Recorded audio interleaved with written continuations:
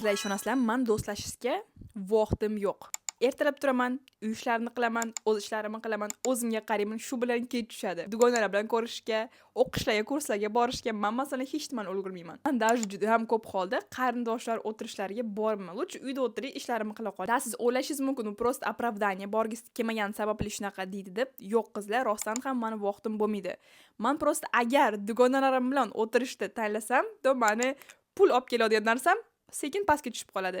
Yoki men dugonalarim bilan o'tirishga anaqa ketsam, to meni oilaviy qanaqadir prosesslarim jilib qoladi. Yoki uyim bardak bo'ladi, yoki ovqatim pishmagan bo'ladi, yoki boshqa muammoim bo'ladi.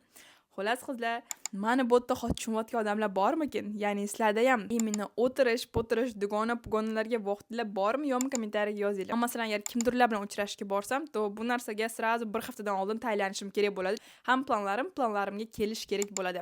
Sizlarda ham shunaqami? Kommentariyaga yozinglar va sizda dekretda o'tirib, bolali bo'lib, erli bo'lganingizdan keyin qancha dugonangiz qoldi? Kommentariyaga yozing. Menda masalan 0 dugonam qolgan. Bundan xafa emasman, chunki menga bu narsaga afsuski vaqtim yo'q.